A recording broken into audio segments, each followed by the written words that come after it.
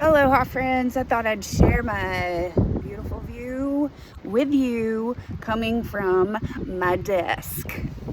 Y'all, I've been talking to so many creatives lately, and I've joined a new group that I absolutely freaking love that lights me up. I found my people, and we were talking about our processes and like our creative process and what lights us up and what we're building and how we're doing it differently. And I think for me, I wanted to just talk about my strategy, because I didn't even realize how different it was until I'm talking to these people. I think that I've always leaned into long form. I believe that if you write a book or if you create more long form content, you can have something that's already created that you can pull from for days, for years.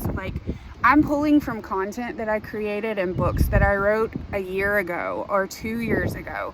And I've created products that are evergreen because of that, because it's already created, And I think the misconception too, which I just realized in conversation this week, is that you have to suffer in order to write a book. You've got to sit there for hours and dedicate your time and your soul and all of your, energy into this book. And that is just simply not the case anymore. We have got so much freaking technology at our fingertips. Actually, the first book that I ever wrote, My Perfectly Imperfect Pumpkins, the children's book that I wrote, was a download that I got on a hike, on this hike, on that peak over there.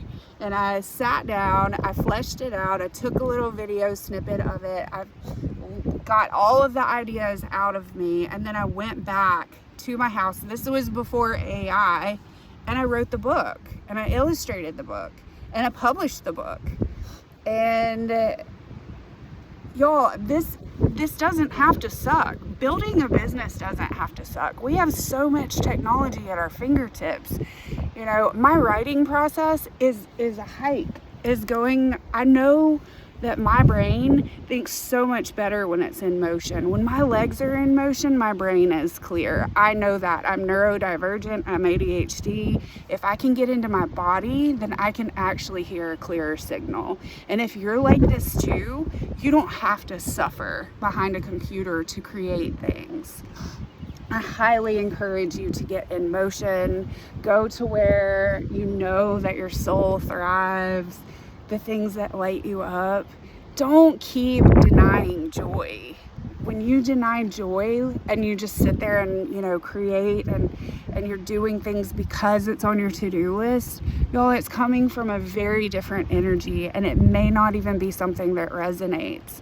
But when you're in your element, I know that water soothes my soul. I know that hiking and moving my legs will clear my brain.